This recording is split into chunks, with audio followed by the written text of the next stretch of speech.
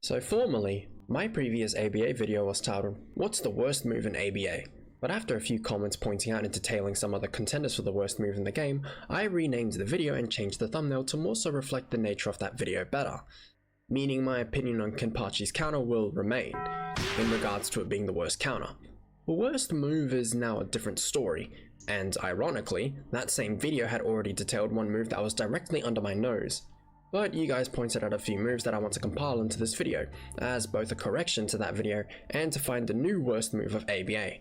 And to clarify, having a horrible move doesn't make a character bad, it's just an unfortunate case of drawing straws, if that makes sense. Sometimes a character gets the short straw and there's really not much that can be done. Anyway, let's quickly recap on what makes a move bad, and an added factor to solidify a bad move.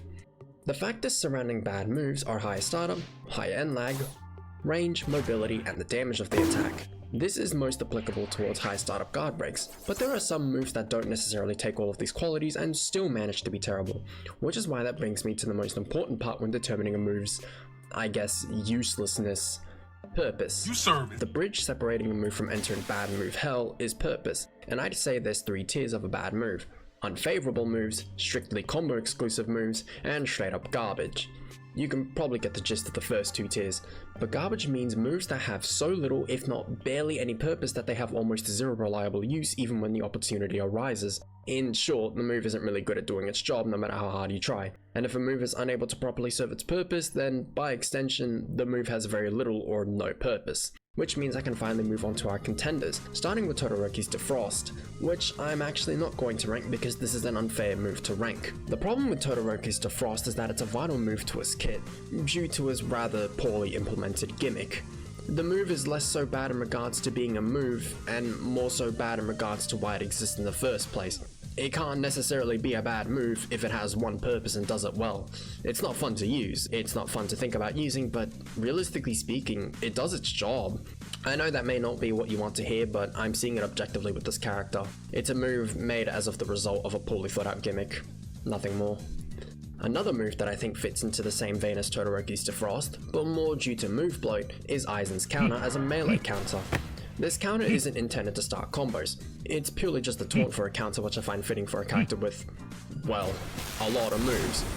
Plus, you already have an evasive, 5 invisibility moves, a 100% damage reflector, and one of the slimiest awakenings in the game. I think having a counter that puts you back into neutral is a worthwhile sacrifice for having mountains upon mountains of options. Besides, would you rather this counter start combos, adding to its difficulty to kill? I'd hope not.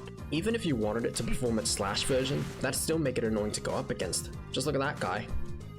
Get out of here, you bloody moocher. I hate that guy. Besides, this version of the counter still gives mode regardless, and due to the nature of this move being multiple moves in one, it's sit under as a technicality anyways, and it's not the only technicality we'll be going over. Now with those 2 out of the way, we can move on to the actually bad moves, and a lot of these moves can contend for the worst move in their own category. That's for you to decide. I'm simply going to bring about the moves listed in the comments, and one move I wager should also be mentioned. Starting off somewhat strong is Rika's Avalanche Strike. Offensively wise, this move is garbage. You can't start combos nor extend combos with it. It has end lag even if it hits, it's pretty bad.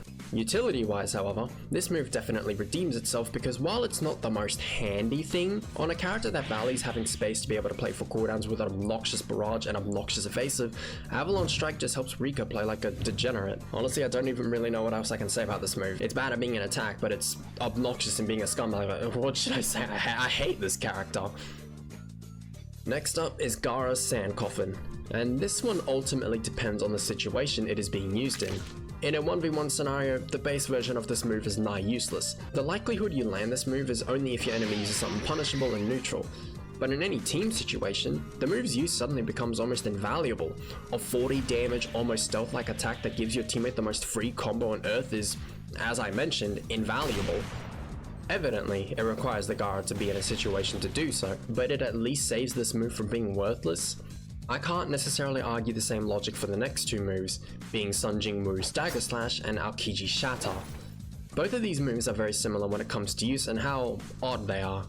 In the context of Sun Jing-Woo, we can make the argument that it at least fits with the character. Both of these attacks do pretty low damage, have low cooldowns, are usually reserved for the end of your combo, and aren't combo tools. The one major difference between the two is that Shatter is a knockback move, whereas Dagger Slash is a neutral move. But I guess by extent, if the opponent goes green, then it's a combo ender, so Dagger Slash is bad for the obvious reasons. Low damage, strictly to be used as a combo ender unless you want to, is evidently blockable, and poorly synergizes with your kit. Shatter, on the other hand, low damage, strictly to be used as a combo ender unless you enjoy, is evidently blockable, and doesn't synergize with the kit. But hold on a minute, it actually does. See, what makes Shatter a truly unique marvel of a move is that if you freeze your opponent with Ice Time, you can shatter them to do some bonus damage. Let's just coincidentally turn a blind eye to the fact you can use Ice Time as a combo extender naturally. Only the most foolish of our KG users do that. Unironically though, I don't see the intention of this feature if you're gonna give him a 31 damage combo extender to begin with. It makes sense if Ice Time enabled damage scaling right off the rip, but it doesn't do that. So this is just one of those features that ultimately don't have a use unless you're in a situation so dire that you need damage immediately. And I can actually think of a character that makes use of this feature in a similar way, that being a Vogan.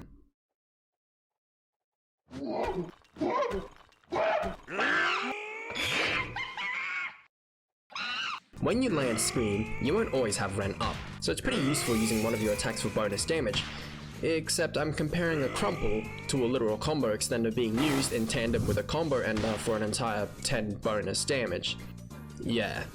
If it wasn't for damage, I'd honestly call our Kiji Shatter worse compared to Sun Jingwoo's Dagger Slash, but that's an opinion that can go either way really. Which leaves us with our last two moves, starting with Sukuna's Fire Extinguisher. In all your attempts to obtain Maharaga's Big Boy Slash, how often does your Maharaga die within a minute of his summoning? It's happened to everyone at this point, and as a result of Maharaga dying, you're punished via the Fire Extinguisher, a slow guard-breaking projectile that creates a near useless smokescreen with damage that may as well not exist and a punch to the crotch. The end lag on this move is appalling, to the point you can't even use this move as a would-be combo extender, or even combo starter. I don't know where people would get that idea from. However, due to a massive white-collared technicality, I can't call this the worst move in the game. See, the entire process of obtaining the Extinguisher as an attack to begin with is having to go through the process of making use of Maharaga Slash, making use of Maharaga's combo extension, making use of Maharaga himself, and eventually Maharaga's untimely death. Even if we took out the first two, there's ultimately nothing you can do to stop Maharaga from getting some sort of use, even if barely. The Extinguisher as a standalone move is easily contender for the worst move in the entire game, or is the worst move in the game, as it has nothing going for it. But due to the nature of Furu's Blessing as a move, and this is something I alluded to with Aizen's counter as a whole, multi-purpose moves can't necessarily be ranked with such extremity due to the fact that they're multi-purpose. Hi, so this is me from the future, and this is unfortunately wasting my time in uploading the video and editing it because I have to, add this in, re-render the entire thing, wait like 50 minutes for it to render. And this is all because of people who wager Fire Extinguisher can be and is a combo extender. No. It never is, never will be, and even if it is, it probably only works on the stupidest of stupid people. In which case, why should that count? So, the whole deal on how you do it is you have to... Well, actually, I have no idea, because there's no info on this. And from what I could gather, you just have to M1 them and hope to God that the Fire Extinguisher hits them, then you have to catch the knockback. So I have to do that. So let's see. Nope. Nope. Nope, apparently not. Like, I think some people just don't understand that it's okay for a move to not be a combo extender. Or hell, a combo starter. Literally just, it's okay for a move to not be viable in a combo. The whole point of Fire Extinguisher is that you're actively being punished because you let your most valuable asset die. I don't get why people saw this and were like, this combo extends, this combo extends, this needs to be a combo extender. It's like, look how many tries it takes. Yeah, sure, maybe I'm just not getting it right because, Lord forbid, I use one of the worst moves in the game as a combo extender. Oh, Lord forbid. But it's like, how can you possibly look at this and call this a reliable, maybe not reliable, but just call it a combo extender? No, you're delusional if you think so. Not every move has to be a combo move. Like, as I said, it's okay for a move to be bad. From all those attempts, ultimately nothing. I got it maybe almost once and still screwed it up. Because this just, no. Like, no, not a combo move. Never will be, never should be. And if you think it is, I feel sorry for you if you actually believe it. I feel sorry for you, but then again, probably the same type of people that listen to their own delusions. I'm gonna say it again. It is okay to have a bad move. A character does not need to have 4 combo extenders in order to be the best of the best. Well, I guess they would be the best of the best, but they don't need 4 combo extenders to be viable. Just because he has one bad move does not instantly mean it's the end of the world. You just look like an idiot trying to pull this off on someone. If it takes maybe, I don't even know how many attempts I did, but let's say 15, and I only managed to get close once, yeah, nah. You just look stupid trying to do it. That's all I can say. Again, the fire extinguisher is garbage, but how'd you get to it in the first place? But our last move has none of that. No technicalities, no what ifs, no hearsay, there's-say. A move so bad it has almost 0 practicality, or hell, 0 practicality in the first place. That move is Siddon's Hecate. Hecate is a very familiar case of shoehorn mechanics that don't make sense for the character at hand. Now yes, this is a sniper rifle, and it's not favorable trying to hit moving enemies, but the key issue here is the circle.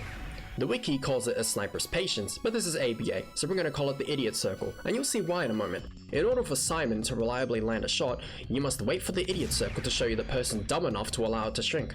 How does it shrink? Shrimple. If the idiot at hand is for some reason standing still in a game where people are supposed to move around to get anything done, unless you're part of the vegetable group, you will get an easy shot. But what if your opponent knows how to move? Well, to get a good idea on it, let's, and by let's I mean I, am going to play a game. I'm going to use my awakened sniper rifle and my friend will be walking towards me. If he reaches me before I can stop him, I die. Start!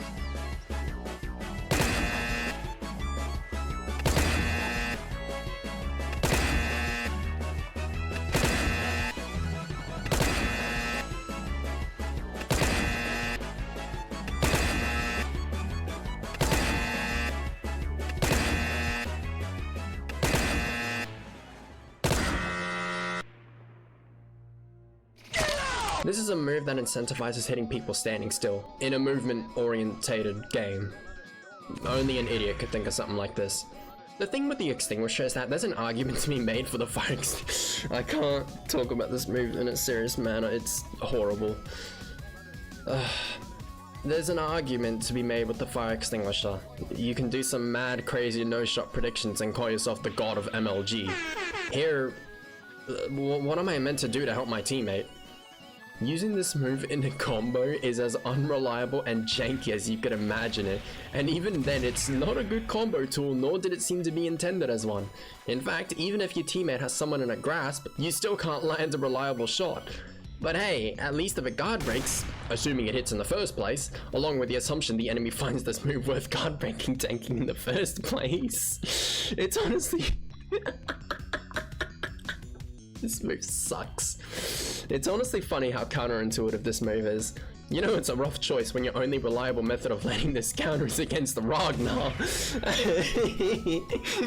A character that probably won't even have an opportunity to use the counter to begin with. So one of the best move matchups is rendered useless due to the character matchup. I know that's not a foreign concept, but this is a counter that has you completely stationary. Yikes. So that's every bad move, and to recap on each move's purpose versus their serve, Defrost's purpose thaws Todoroki's ice off and allows him to play the damn game. Practice-wise, it does exactly that. Aizen's counter can act as a melee or teleport counter, or an evasive. Practice-wise, it's commonly used as an evasive. Rika's Avalanche Strike is a neutral move that can be used to land a cheeky hit or to gain distance. Practice-wise, it's more effective as an up-tilt tool or mobility over an actual, attack. Gaara's Sand Coffin is a disjointed grab that punishes poor move usage or unaware enemies. Practice-wise, it's more effective against distracted enemies. Sun Jingwoo's Dagger Slash and Aokiji Shatter are combo-ending attacks. Practice-wise, they're combo-ending attacks. Insane, I know. Sukuna's Fire Extinguisher is a projectile guard break that can be used for poke damage. Practice-wise, you're lucky to even land a hit, but it can be used as a long-range punish, I guess. And lastly, Sea Moon's Hecate is a long-range guard break that favors punishing idle enemies. Practice-wise, it's only usable as a pot shot machine, which will result in a lot of misses. But unlike Fire Extinguisher aiming where you toss it and having to go through Maharaga, Hecate's hit rate is determined by RNG, so by extension, its purpose is barely relevant. and the move's usefulness being controlled by RNG, making this the worst move in the game. And I think that's a good note to end off on. So if you enjoyed, buttons there, comment your thoughts on a bad move I didn't cover or something funny, and yeah.